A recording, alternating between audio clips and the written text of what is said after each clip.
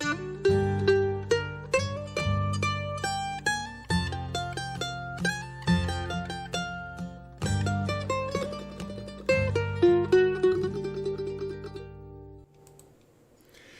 morning, my friends, from the Rosa Stringworks Workshop. Happy Friday the 13th to you. Do you believe in all that superstition stuff? Well, you know me. Common sense tells me that there's nothing to it. I think it's all a bunch of hocus pocus. I don't... Oh, wait a minute. Caleb, we've lost our video. Doggone it. I don't know what do you think we should do? Gotcha. I don't know. With the Rosa luck, you'd think I'd be a big believer in the Friday the 13th thing, but maybe not. I don't know. It started a long time ago. Some people say it started at the time of Jesus at the Last Supper. Other people say it started with the Knights Templar. I don't know where it started. I just know, it's just another day on the calendar to me. I wanted to cover quite a few things for you today. I've got several little segments that we'll get to here in a minute that I've pre-filmed. I also want to talk about a few little items before we get started into all that. And the first item is t-shirts. Thank you for purchasing the t-shirts. We appreciate that. They do help support us. We, every little bit helps. I mentioned in the last video that we had some extra 5X t-shirts, and I think we still have 2 of those left.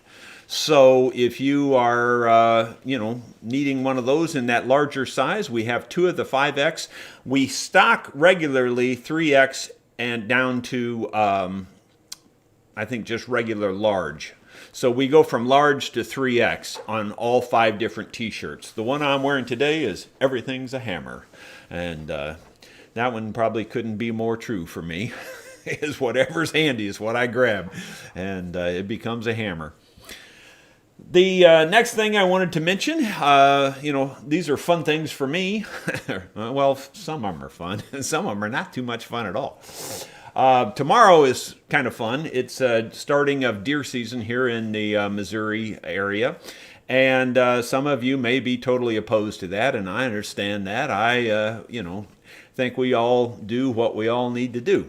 I enjoy going out in the woods. These days, as I've gotten older, it has almost nothing to do with actually shooting a deer. It has much more to do with just sitting out there and enjoying the peace and quiet. And for me, it's a real nice vacation. I built myself a nice little house out there in the woods that I often hunt wild boar from, and that's mostly what I'll be sitting out there for, is watching for the wild boar to come through or the coyotes and things like that. We have way too many coyotes. Since there's no wolves to keep those things in check, our coyote population has skyrocketed. So every once in a while we reduce that number if we can. But I know some of you are totally opposed to that, and I understand it. I respect that, but then you should respect my, feelings on it also. The next thing to talk about is this is also, in addition to deer season, it's also firewood season. By the way, on the deer season thing, next week I'll be, out of the office, out of the shop here quite a bit. So there will be fewer interaction from me, but I will go ahead and tell you that every Friday at this same time, we will be doing a live shop talk. It just so happens that I think next Friday, I may be leaving to go to Ohio to pick up a couple of grandkids for Thanksgiving week. And anyway, the bottom line is if there's a chance where I can't do it on a Friday, well, then I'll back it up to the next business day that I can do it. So it'll be Thursday, perhaps even Wednesday sometimes. But anyway, I'll back it up to the day just before, I leave if that's the case. So next week, I'm not sure for when I'll do it, but I imagine it'll be Thursday morning. Just letting you know. And my laptop just turned off, which is got my notes on it here. Okay. So this is also firewood season for me. So, most people say things to me like, well, it's wintertime now, so you'll have more time to do, stuff. Well, for me, I have way less time. Wintertime is my busiest time of the year. When it's really cold, I burn a cord of wood in 3 days. And people think, yeah, right, there's no way you could burn a cord of wood in 3 days. Trust me, I do. It takes 4 contractor wheelbarrows full of wood each day when it's really cold to keep the house warm. I'm not exaggerating. So I've already cut 3 dump truck loads of wood and hauled it in. I've hauled in 2 of those truckloads, and I would say there's at least another dump truck load out there, probably more than that actually. And so my point is, for the rest, from this time going forward, I'm going to be out cutting a lot of firewood. So, that you'll see me interacting in the shop even a little bit less. This will be a new experience for Caleb and Melissa, because I won't be in here. And I can hear their thunderous applause already. So that's, anyway, I just want to let you know that. The other thing is I hauled in a few saw logs that the loggers missed. They cut them and they didn't haul them out. So I found 3 of those nice logs yesterday, and I'm going to bring those up here and saw them up with my sawmill, with my little homemade sawmill that I made. And if that's something you guys are interested in, let me know, and we can make videos on that. If you're interested in, me cutting firewood and seeing how we do that and how I split it with my log splitter and how we haul it in the dump truck and all of that, if you're interested in seeing any of that, just let me know in the comments. And, you can also, if you have other ideas for videos like that here on the farm, you can always email us at rosastringworks@gmail.com. I've already mentioned that it'll be Shop Talks every Friday morning at the same time, which is 8 o'clock Central Standard Time for me. And then when we get to the question and answer segment today, which won't be too far down the road here, because I don't have a lot to cover this morning, and it's all fairly quick. So we will have quite a bit of question and answer time. Be sure to preface your question with a question mark, and that way I can find it much faster in the comments section there as they scroll up the screen. Okay. Well, the very next thing I thought I'd mention to you is viewer gifts. This is just a short little video segment that I filmed on a viewer gift, so we'll go to that right now. My friends, my wonderful viewers are always sending me wonderful things. This came from Ernie Obermeyer, and he's up in Washington. Looks like Edmonds, Washington. Well, actually, his handwritten address is Shoreline, Washington. Shoreline? I guess you could find a shoreline there on my pond just up the road a little ways. He sent me this. Now, it's really heavy, and it slides like 1 unit, so maybe, I don't know if it really is what it says it is, or if it's something else. We'll find out. Aha, there's a letter on top. And based on what I'm seeing so far, I'd say it's not coconut water. Good day. Not a luthier, retired machinist. I enjoyed seeing you do things. Sometimes I'd build model gliders. When I needed a small plane to carve a leading edge, I bought a couple Nielsen's, something like that. I've heard of Nielsen. And he bought those just because they were so nice, and he bought them maybe 30 years ago. I have no need for them, so maybe Caleb could find a spot in his tool chest for them. Cleco Clamps, I got these at Boeing's surplus nearly 50 years ago. They are quite strong. Maybe you can use them for something. Thank you for your YouTube videos. Ernie. Well, thank you, Ernie. Let's take a look. I do have some Cleco Clamps from someone else they sent me. Let's see what we've got here. Oh my goodness. I think that's it. Looks like 2 heavy packages, and boy, they are heavy. Well, we'll start with one of them here. I think this is the Cleco Clamps. We'll just start with that one. Aha, he's got the tool and the clamps. Now these Cleco fasteners, I haven't seen this specific style, so I don't really know how this one works. They make a lot of different kinds of Cleco fasteners, and I have not even seen this one before, but they all generally work about the same. So that's how this one works. Wow, that would be very strong. That might be very handy for some things. It doesn't open very wide, but it looks like these have been dipped in the plastic, or maybe they came that way. I kind of get the impression that maybe Ernie dipped these, perhaps. But they're very nice, very nice. There's a bunch of them. Now these are not dipped. Here's another example. Very good clamps. Here's some more a different style, and I think I have some of these. I think the ones I have already are a little bigger than these. But these are, again, they're very strong. You need this tool to open this up, and then you put something in there and let it close down on it. Very, very cool tools. There's a bunch of them in here. I don't know, if I was guessing, I'd guess at least 50 of them in there. Quite a few. Let's take a look and see what the other side of this is. And here I was thinking I was going to get to taste coconut water for the first time.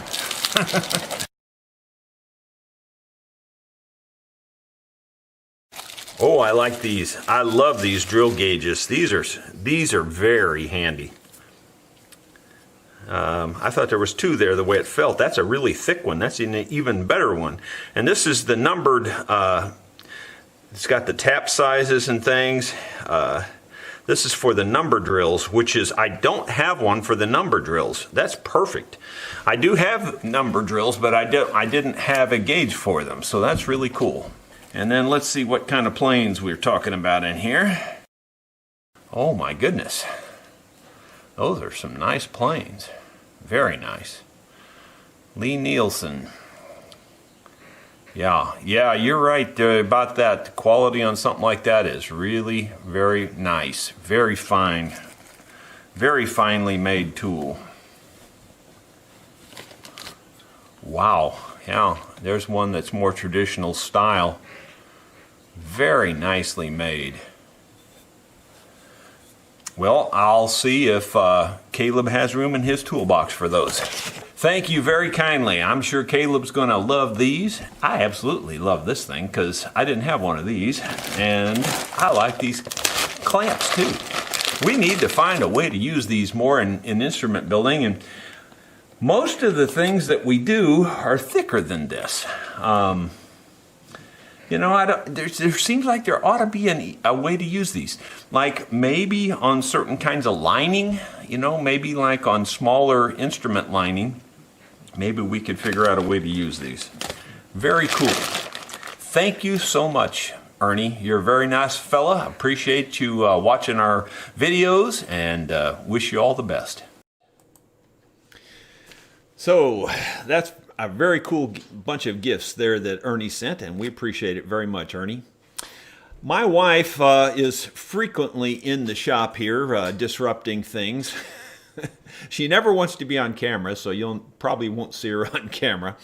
But she just made this, and I'll show you the picture here. This is a dry sink. And it's really a fake dry sink. It will actually use real water. We were looking for dry water, but we couldn't find it. So we had to go with a wet water sink.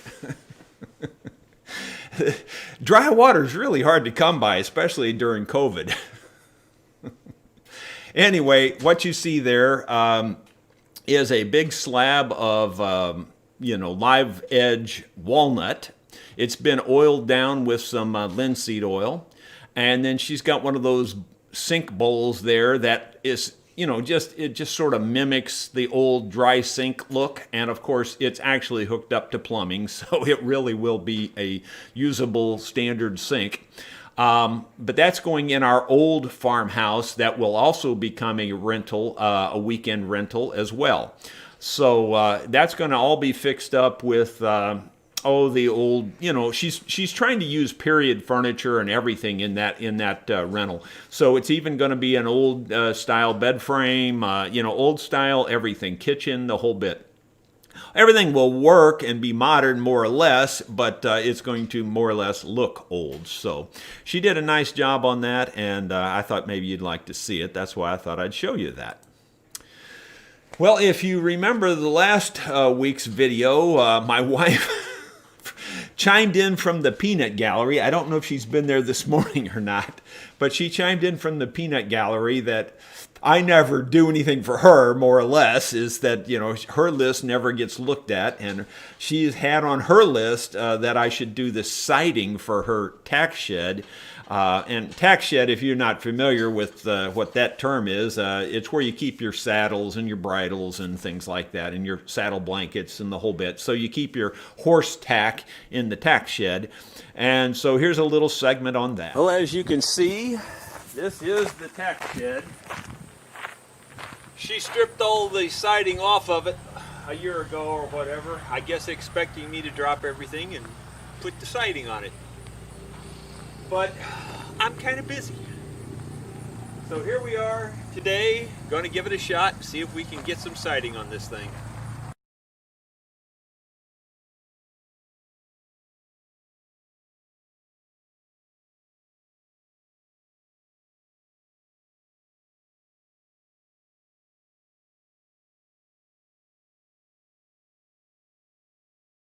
I have the second piece propped up on a couple of boards, and that way I can bow it and get the top aligned, put one nail in it, and then help align the rest of it by myself.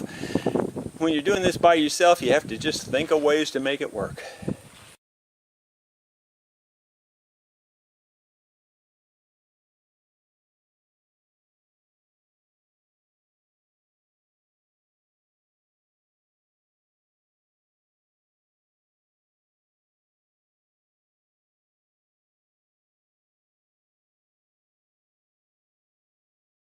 Well, I'd like to tell you it was easy putting those two big heavy pieces of siding up there, but it really wasn't too easy. You can't really see it because of the sawhorses, but there's a few boards on the ground. I balanced the center of the panel on the boards, and the boards are just slightly higher than they need to be, and then I can have the piece angled away from the wall a little bit, and then I push in on the middle, and that pulls the top down to level. And then I drive a nail. So that's how I'm doing it.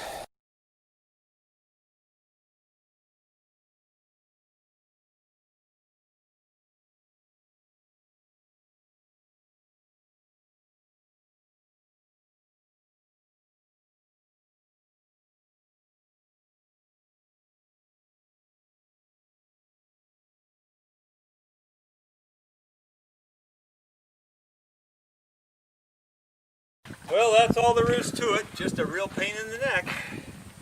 When you're doing it by yourself, you just got to do whatever you got to do to make it work. But you can see the top is very straight. The corners worked out real well. So it all depends on whether you get that very first piece on straight and level. The paper at the top up there is not level, but that doesn't really matter.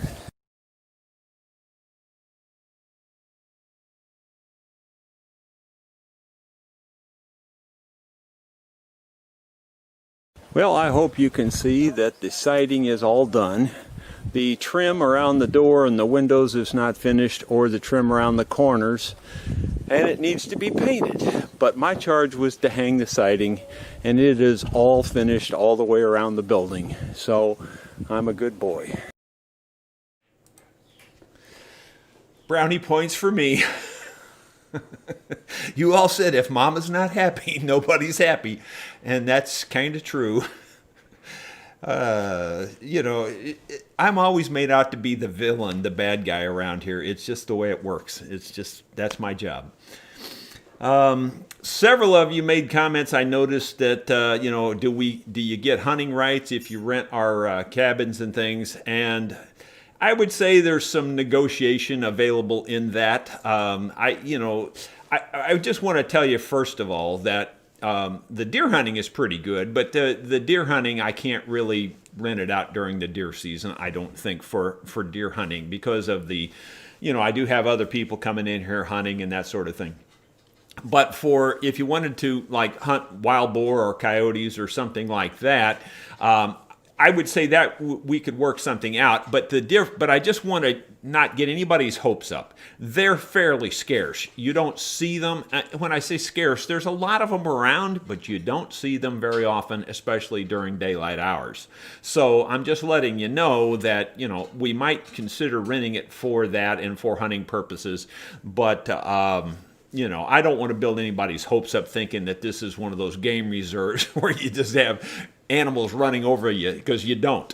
So you'd be sitting out there quite a bit of time just enjoying nature, kind of like I do. And that's okay with me, though.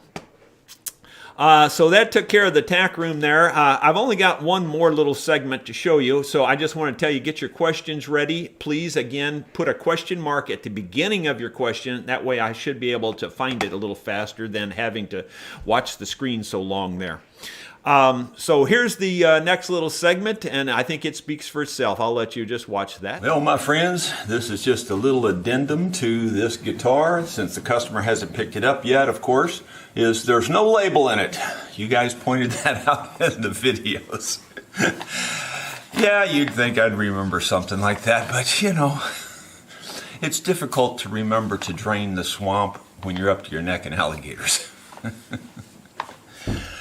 In labeling this, I have discovered that my labeling numbers are slightly off. This is being labeled as the 50th instrument and the 8th guitar. And so technically, it may be my 51st instrument and my 9th guitar. But I'm still putting this label in it because all the other guitars have been labeled appropriately, and I went back and checked. But there is one guitar that I have never labeled. And I found it in my house, and I didn't think about it. It was one that I kind of quickly made out of spare parts, and that's the truth. I made it out of an old piano top. The piano top was over 100 years old when I actually made the guitar, and I actually took the soundboard out of a piano, made the top. And I had some broken sides and broken backs from failed guitar attempts that I had tried to make over the years. And so I just threw it all together and made a guitar out of it. And to be quite honest, it was a very good sounding guitar, but looks-wise it was pretty bad. So I never was very proud of it. But it's actually a fairly decent guitar. And one of these days, that's that old if I get around to it thing.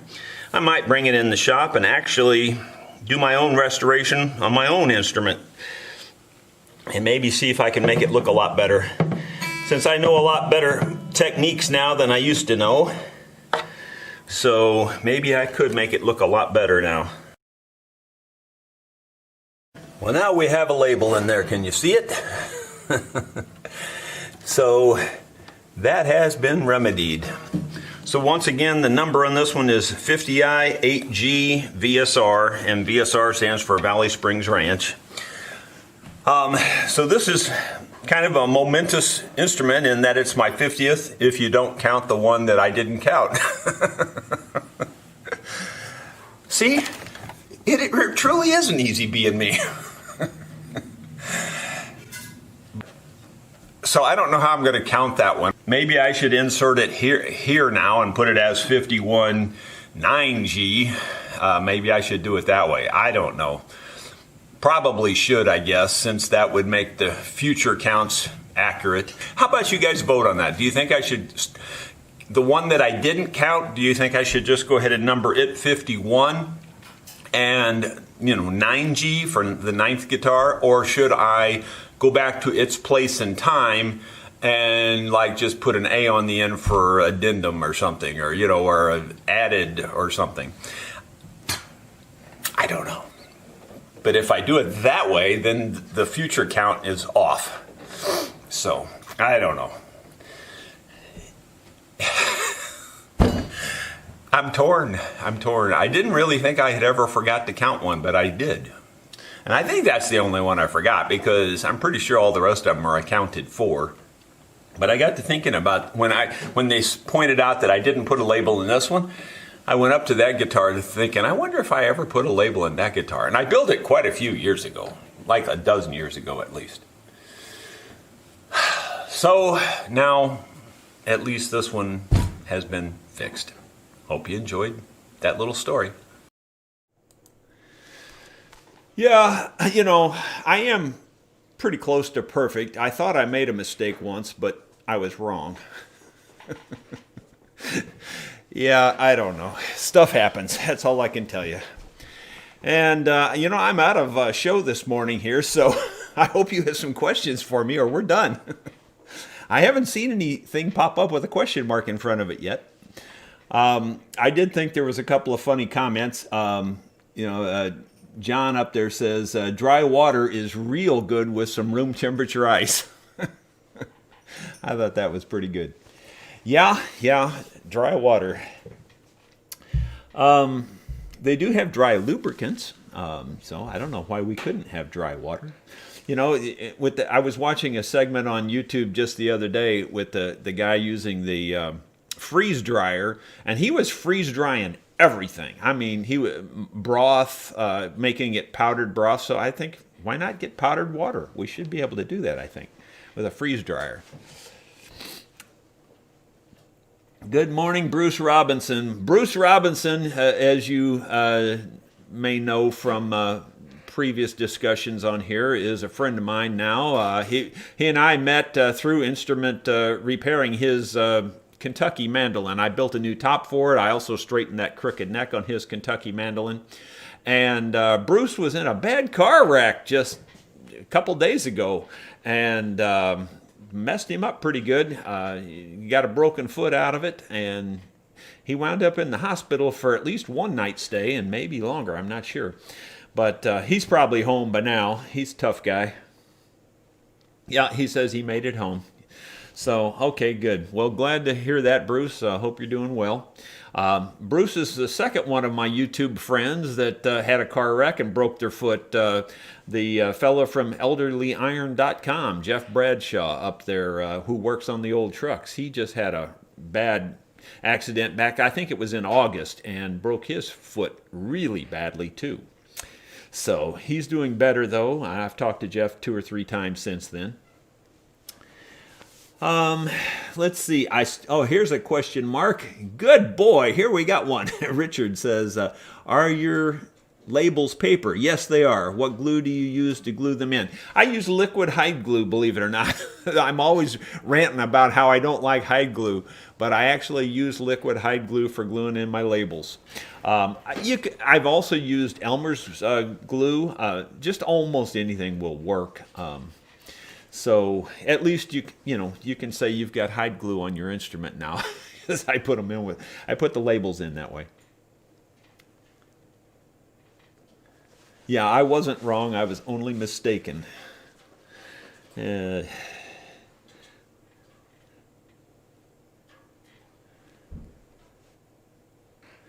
don't see any other questions.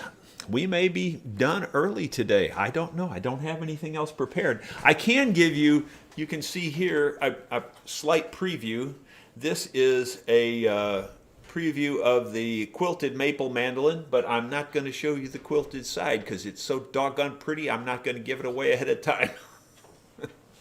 It really did turn out gorgeous. I'm seriously telling you, it's gorgeous. What is your most liked finish and the ones you hate? Finish, we're going back and forth. I like nitrocellulose lacquer in terms of sound, in terms of looks, in terms of durability, etc. and so forth. I hate applying it because, it goes on easy. It really does. Everything about it's easy except the fact that it sucks away from any defect. In other words, it just like creates almost like a volcano around, I'm talking a pinprick. You could just stick a pinpoint down in your finish or in the top of your guitar, and other finishes would just go over that. The nitrocellulose lacquer pushes away from it. I don't know what property in nitrocellulose lacquer makes it do that, but it exaggerates every defect. If it wasn't for that, I'd stick with nitrocellulose lacquer. But because of that, and because of what I tried on the violin chocolate, as you may have seen that series. If you haven't seen that series, you really need to watch that. That's just type in RSW chocolate and watch that series, because it turned out to be one of my most watched and best repairs ever, I think. It was a crushed violin. And when I got to the finish on that, they typically use oil varnishes on violins, and I couldn't get the oil varnish that I used to use. It's just not available. I've searched everywhere. And so I went to the True Oil gun varnish, which is an oil varnish. Got a lot more dryers in it than most of the oil varnishes, I think, and it dries quick, and you can spray it. It's not the best at spraying. Oil varnishes typically aren't the best for spraying. They run really easy, but we're starting to use that more and more. And in fact, the finish on here, and this is just a very early preliminary coat of finish and stuff, but you can see it's turning out pretty nice, and that is the True Oil gun varnish. It builds up, well, it builds up slow, kind of like lacquer, so that part's not too different, but it doesn't run away from the voids nearly as bad as the lacquer does. I am seeing it running away from a couple of voids in this. Up around the inlay up here, there's little tiny little holes that happen when you do inlay, and it is kind of leaving that open, but they're a little easier to fill. You can drop fill them with the oil varnish. So anyway, long story short, I think the oil varnish is going to be my varnish of the future. It's a real good acoustic finish. I'm not trading down, at least on the sound, with the oil varnish. Right now I'm kind of experimenting, learning better techniques and things, so we'll see how it goes. Let me go back up here and see if I see some more question marks. I'm sure I do. What is the best way to get dents out? Have you ever steamed out dents? Yes, I have steamed them out a lot. The steam works perfectly well. Like you wet the wood down and then you put a damp cloth over it and you steam it. But I have seen people do that over finishes. I don't do it over finishes. I do it over raw, dry, plain old wood. If it's got a lacquer or other kinds of finish on it, when you start doing that, you can really make a mess. If that water penetrates under that finish and you steam it, you can make it a milky color under there and you can't get that out. So I typically don't take dents out of finish that way. I only do it on bare wood. You could do it on fretboards. You could do it on, like bare necks and things. But I don't think I would do it over a finish. For finishes, I typically fill holes in finishes. I typically don't try to draw them back out with water.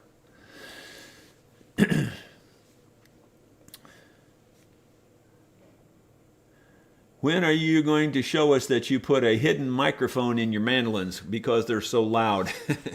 I'll take that as a compliment, Larry. Thank you. I appreciate it. No,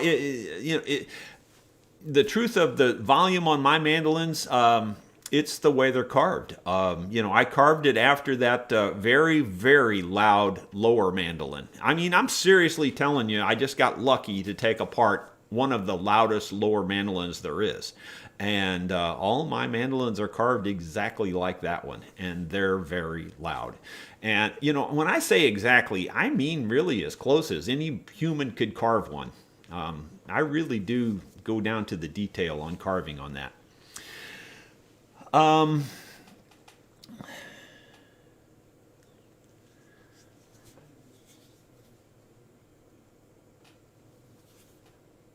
I'm looking for more question marks. Can you talk about the thickness sander? Yeah, you know, I'm really glad you said that because actually I had intended to incorporate that into today's discussion. So let's just do it on the fly. I'm going to try to move the camera a little bit and pull it over a little closer, and let's talk about that because I think it's something you all will enjoy, and I think you'll learn something and get something out of it. So here we go.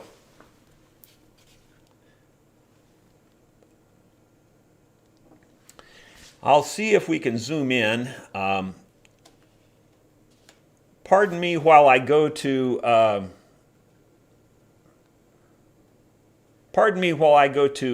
autofocus here, so it'll grab that focus there. All right, and then I'll put it back on manual to get rid of the frame. Uh-oh, I didn't expect that. Okay, we're back. Well, it's live. Okay, so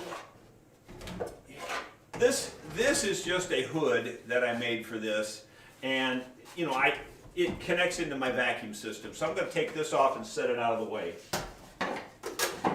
Let's try to bring this up a little closer, and hopefully you can still see everything. You can tell I didn't plan this because I got stuff piled here in the way. Most of this stuff that's here is push sticks for pushing small parts through. That's what most of this stuff that's laying here is. Okay, what this is a thickness sander that I made from scratch, and most of you know that watch the channel, obviously. This green part here is just protecting the belt drive. This is what you call a pillow block. It's got bearings in it. There's a shaft going through this aluminum cylinder here. Now this aluminum cylinder is just a hollow piece of aluminum pipe. I put a plug in this end, put a plug in this end, and then drilled through and put some fasteners in there to hold the plugs. And this has all had to be done very straight. You know, I did it all on the metal lathe, and so I could keep it all straight. But this is basically just a hollow piece of pipe, and I don't know the exact dimensions, but I'm going to say it's roughly about a 3-inch piece of pipe. Let's see if I can give you a better guess on that. I think it's about 3 inches. I'm just guessing here. Looks like it's about 3 1/4. It looks like it's about 3 1/4 inches in diameter is what I have. I got to tell you that I think this is about the perfect diameter. It works really good for power. You can go bigger. This one here has a bigger one. I would say this commercial made model here has a diameter of closer to 5 inches. But this seems to almost have more power, and that's because the diameter is smaller, see? The table adjustment is just up and down. That's all you get with your table. And what this was a long piece of aluminum pipe right here, if you can see this. So there's a bottom piece of pipe and a top piece of pipe. And what that really was just a long piece of pipe about so long, and trying to get in the camera here better, about so long, and I cut it in half, and on the one end in my metal lathe I turned female threads on there, and on the other end I turned male threads on there, and then you just screw it together, and that's all it amounts to. And the thread pitch I used was 8 threads per inch. 8 threads per inch. You might actually do better if you use 10 threads per inch, because one full revolution would be exactly 100,000ths of an inch. So, I hadn't thought of that when I built it, but 8 threads per inch is nice. It's fine. It works perfect. So one full revolution is 125,000ths of an inch. Now, after using this for as long as I've been using it, you can just turn this just a little bit and take 1,000th of an inch off, just like that. I mean, just bump it, just little tiny turns. And then you run your piece through there again, and you'll take 1,000th of an inch off. It really is that accurate. So the rest of it's just a frame. This bar across here is just to kind of keep the frame stiff. That's all this really is. It's for no other purpose. And this little tightening deal here, this is just a piece of aluminum standing up with a tightener so I can tighten into this pipe to keep it from spinning. That's really all that amounts to. Very simple design. Everything about it's very simple. So you got a pillow block on both sides with bearings in it with a shaft running through, and it's just as simple as it gets. I don't think there's really anything more I can tell you about it, I don't guess. I did do some leveling on this, to try to get it more accurate, and recently did that, in fact. And what I did was I put a shim or two underneath this pad to because it was kind of tilting a little bit as it went around, and that would cause it to be off from one side to the other. I will be honest and tell you it's not perfect now, but what you do is you can, but it's real close. I mean, it's within a few thousandths from one side to the other. So you can run your piece through this way, then flip your piece over, run it through the other way, and then it's perfectly parallel. I mean, you'll get a slight off, but I mean, it's so minor that you really can't measure it. So it's really as close to perfect as you could ever want on something like that. Okay, so let me change back here. I'll let Caleb, he's back behind there. I'll let him go ahead and, well, actually it looks like it's in focus to me. So I'd say we're all right. It looks like it's in focus. Okay, so I don't know if that answers your questions about that, but I'm glad you brought that up because I did want to cover that, and I actually had planned to cover that today, but then I forgot. So you must be psychic.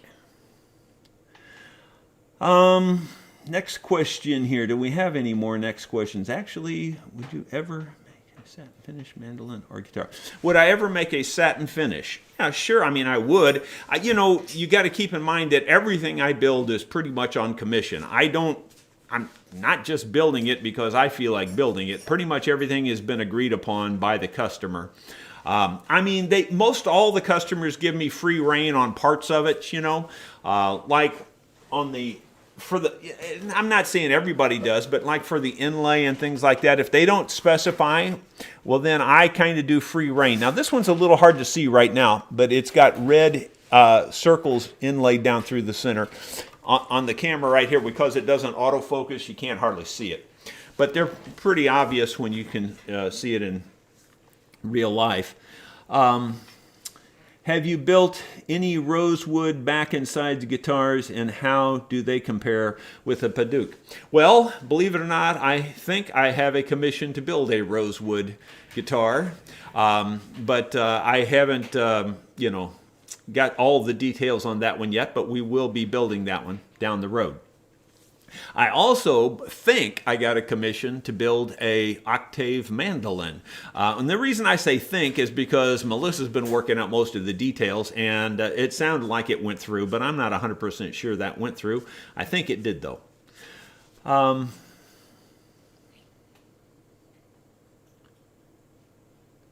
What kind of spruce do I use on my instruments? I use Adirondack spruce primarily. Adirondack spruce is what they typically used on the pre-war guitars, the Martins and the Gibsons and things like that. It's a little bit harder to come by these days, but that's what I've been using so far.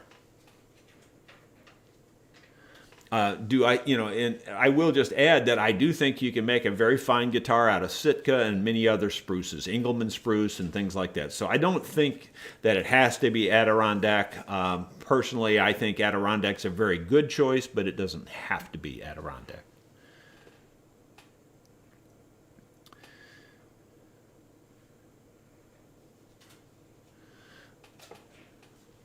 Let's see, do you attach the sandpaper to the... okay, yeah, the way I attach the sandpaper is I use stick-on sandpaper. Now that is, I'm not going to lie to you, that's a little bit fidgety, because you got to get the right angle. See, it's put on at an angle, rolling across you. If you follow my finger there, I think you can see it, and it's going across this way like so. So it's put on, cut at an angle, so that when you roll it, so that way the seam doesn't line up, and it works fine. It is a little fidgety to cut it right and to get it stuck on there and all that kind of thing. And then when I change it, and it needs to be changed before long here, it looks like we've got some wear there in the middle. Anyway, when we change it, we typically wipe it down with lacquer thinner or something like that to get all the residue off of the tube, and then we put on clean, fresh sandpaper. Could I go through some of my setup measurements for guitars? Well, a lot of it, to be just perfectly honest, a lot of it is by eye and by feel, and I use practical things. I think that's the best because they're easy to use. Like, for instance, a thin guitar pick, and I'm talking the thin guitar pick now, those typically measure at 18 thousandths of an inch. And that's really all you need to set the action at your first fret. Like on your small E string, you want that to fit a little bit tighter. On your big E string, just barely go through with just almost no friction at all. So just kind of like from the, you just kind of progressively get it a little bit tighter on each string as you go down to your high E string. So you'll probably, if it's a fairly tight fit, you'll probably be somewhere in the neighborhood of 12 thousandths of an inch. And that's going to be just about right. I mean, that's all I used for the first fret. I just use an 18 thousandths thin guitar pick. I think that's better, personally, than trying to use a feeler gauge and all that stuff. Because let's put it this way: most feeler gauges don't come in the exact gauge you want, so you got to put two of them together. Well, then there's airspace in there. They don't always fit perfectly tight, so you got error there too. And when you're dealing with a thousandth this way or a thousandth that way, nobody's going to know. So it's just not worth worrying about. So that's why I do it. I do the practical thing. On the 12th fret, then I use my little gauge that you'll all have seen.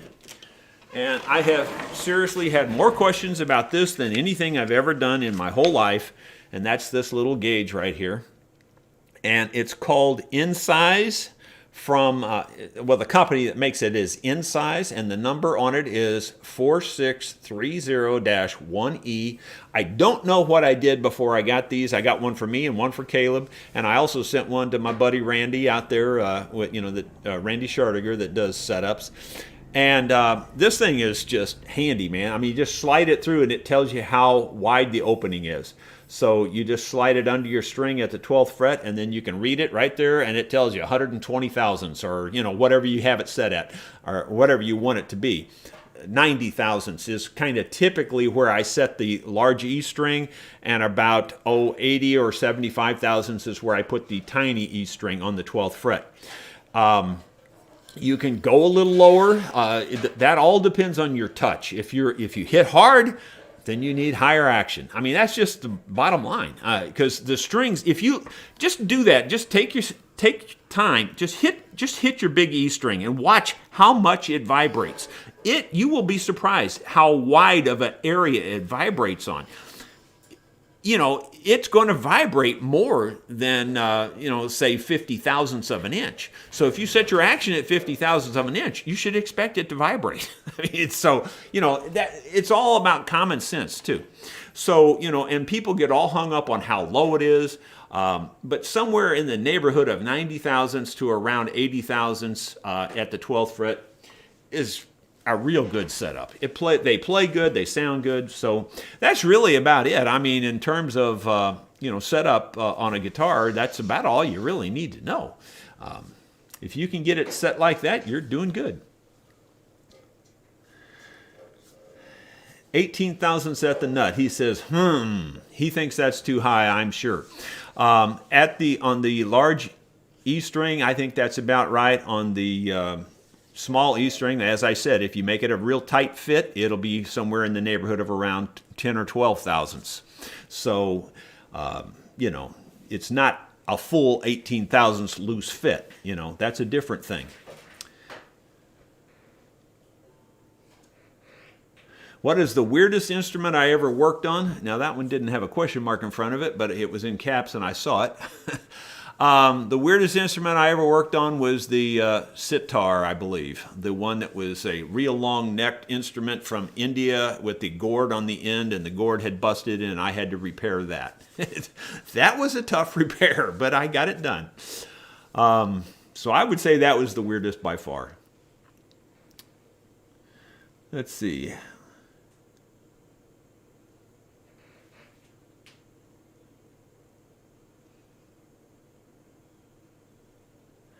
If you talked about replacing the top on a laminated instrument last week, and he didn't mention that it was a violin from 1912, so I didn't really want to replace it. Well, if it's a violin from 1912, then I will 99.9999999% guarantee you that it's not laminated. So, laminated is plywood, and I've never, not one time ever, seen an old violin that had a laminated top. So I would say there's some misconception there somewhere. I've seen a lot of violins, and I've never seen a laminated top on a violin. Not ever.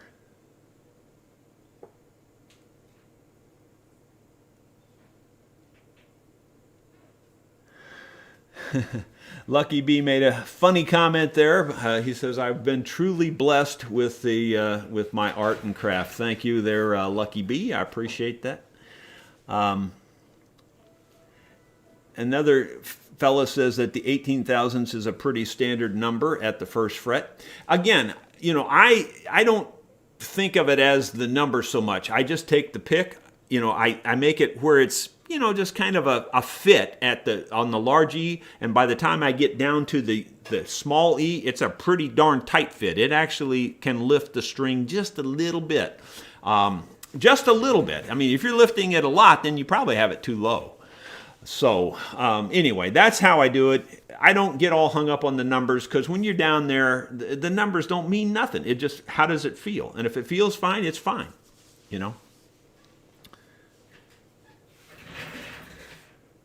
Is the laser machine software hard to learn looking to buy a CNC? Well, yeah, I would say it is to some degree. There's a good learning curve with any of that stuff. It's cool, but I'm not going to lie to you and tell you that it's all easy, because it's not. Some of the different CNC machines are going to be tougher than others to learn.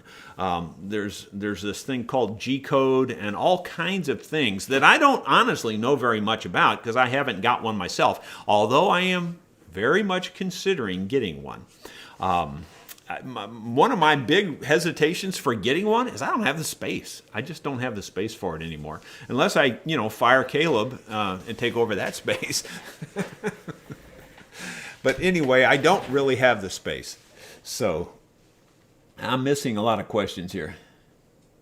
Have I built a stand-up bass? No, but I think I mentioned in one of my shop talks that I built the top for a stand-up bass and restored the stand-up bass. And then the very, very first person that looked at it after I did all of that, and I was really proud of it and wanting to keep it, he goes, "How much you want for that bass?" And I said, "Well, I don't really want to sell it." "Well, put a price on it." I go, "Well, I'd have to have at least $1,000. He says, "I'll take it." It was like that. And I didn't even want to sell it. And that was back in the late 80s, I guess, or early 90s. So anyway, that's the only bass I've actually done that much work on. I built the whole top.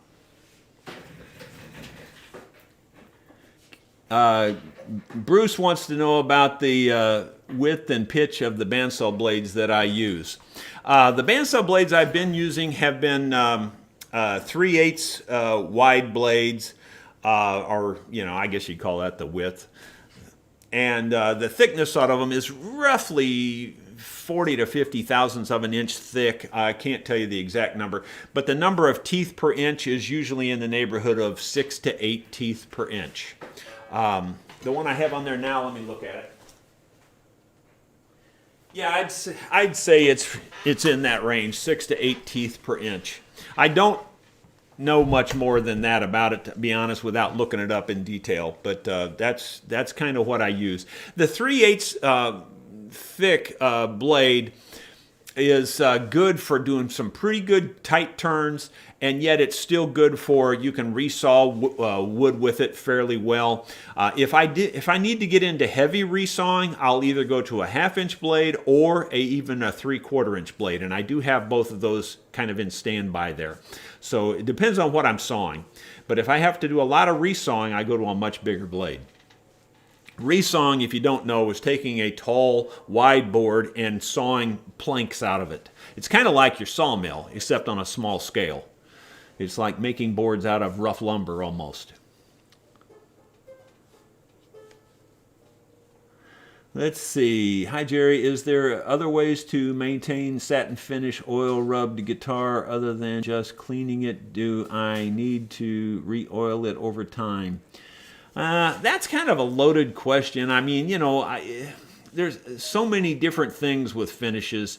For me, most finishes, I just keep them clean and then just put the Renaissance wax on top of them. For me, if it's bare wood, I do the oiling thing. If it's finished wood, I typically don't oil it unless there's a lot of cracking and a lot of chipping in the finish, and you're just trying to kind of keep it together, if you will. Some of these really old beat-up instruments, I will oil the entire top or finish, but on a standard, more modern instrument that doesn't have that problem, I typically just use Renaissance wax. I hope that helps. I don't know if that answers the question or not.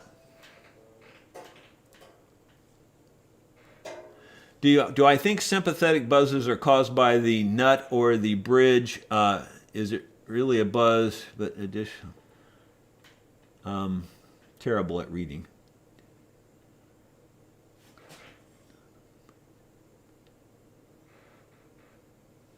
Okay, he says it's not really a buzz, it's an additional note. Well, sympathetic notes or tones can be caused by a lot of stuff, and so there's no one answer. Things can vibrate at a certain frequency or pitch. What typically most people are finding when they're hearing some ghosted note or ghosted tone, what it generally is either in the nut or in the saddle. More often in the nut because the nut is wider, it's thicker. And generally, it really isn't rocket science at all. It's very simple generally. Like if my finger is the nut and this is the string going across the nut, generally that angle isn't consistent. Maybe the angle starts that way, but then it flattens off back here at the back. And if it flattens off, then your string will buzz in there. So that angle needs to be consistent the full width of your nut. And that will get rid of those weird sounds and tones that you're having. So it just needs to be one consistent angle. The same way at the saddle. If your saddle starts like this and then levels off on the top of your saddle, which, it's a much smaller amount of space, so it doesn't happen as often there, but it can happen at the saddle as well. And those are generally the notes that people are the sounds that they're hearing that they can't figure out. That's where it usually is, and that's what it usually is. There's one other thing that I've had happen, and that is the serving on some of the larger strings will actually come loose and rattle.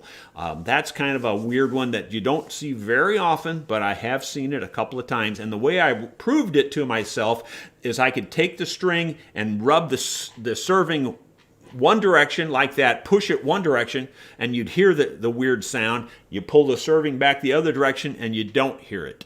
So sometimes it's the wrapping around the string that can cause a weird sound too. Not very common, but there was one brand of strings that was happening a lot on back 20 years ago. I haven't seen it since then, so maybe they fixed that problem. But actually, I haven't really seen that brand of strings much. Is the big difference. Can a top that is sunk a 1/4 of an inch be level back out just with new braces? That's an open question, and we don't even know which instrument we're talking about, but I assume a guitar.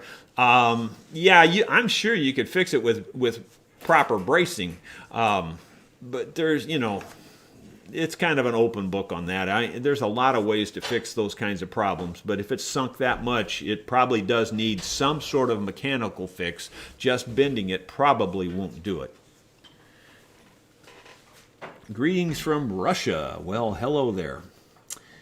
How's Caleb's guitar coming along? It looks like it's coming along pretty well. He did a real nice job on what I've seen so far. He hasn't really been asking my help on it. He's been pretty much sticking to himself on it and doing it all his own. So I'm sure he's making a video on it, and you will see it down the road, but he's quite a ways from finishing it, so it's going to be a while.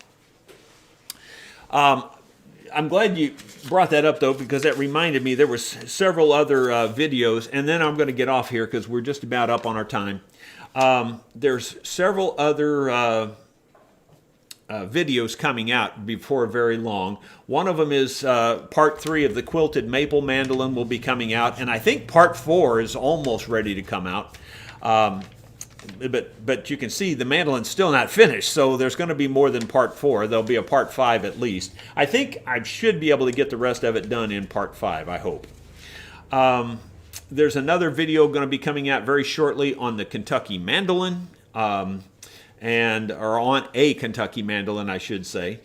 And then Caleb has a kind of different video, which I haven't seen yet. He did it on his own in the evening, apparently, which I didn't even know about the Crybaby Wah-Wah pedals. So that's going to be coming out before too long. And it looks like it's in depth because it looks like it was more than 30 minutes long. So anyway, and then the last thing I wanted to say on the videos coming up is I am presently working on a 1967 Martin guitar, which had a myriad of problems, and you will see that coming up down the road, and I think you'll enjoy that one a lot because there was some new methods and some new ways of fixing some problems that you might run into. I'm going to take one more question, and then we're going to get off here.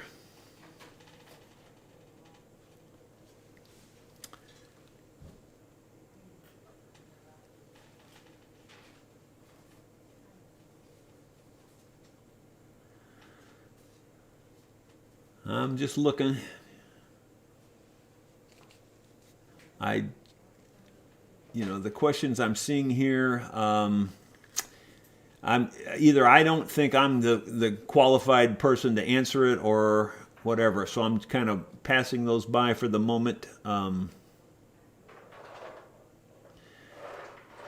Well, I'll just, some people it looked like 2 people were asking about exotic woods for instruments. One was for violins and one was just in instruments in general. And you're talking about people are using all these different exotic woods in other videos and things. All I will say on that is it has to pass the smell test. What is the smell test? I'll show you.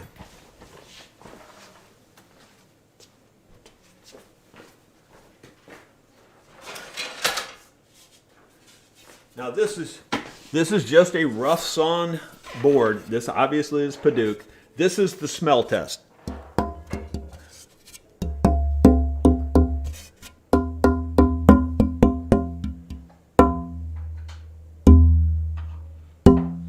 You can hear it vibrate and you can hear it make a nice note and a nice sound. And it makes a nice note and a nice sound for a long time. So technically it's a hear test. It's not a smell test, but that's just a joke. Anyway, the bottom line is if it passes the smell test, then I use it. That's just how simple it is. If it doesn't make a note, then why would I want to use it in an instrument? If it's dead sounding when it's in a board form, it's probably going to be dead sounding in an instrument form. That's, in a nutshell, why I personally don't think maple is the best choice for an acoustic guitar.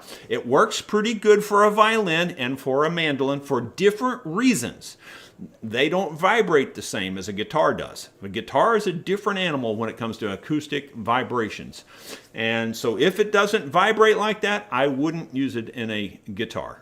That's how simple it is on whether I would use it in exotic wood for a guitar or not. In terms of violins, it's just not traditional to use exotic woods on violins. And the traditional folks will just poo-poo that all day long. They won't like it. They don't even want to talk about it. So there you go. Me personally, I think you could build a very nice violin out of a lot of different exotic woods. I'm sure you could. I'm going to get off here. Thank you all so much for joining me. It looks like we had around 250 some people at our high point there. And I appreciate it very much. We'll see you same time, same place. But next week might be a day early. We might be doing it on Thursday morning, possibly even Wednesday morning. And my wife is the one who will jerk the knot in my tail and tell me which way it's going to be. Because I don't know when we're leaving for Ohio. But anyway, y'all have a fun Friday today. I'm sure it's going to be a very good luck Friday. See you later.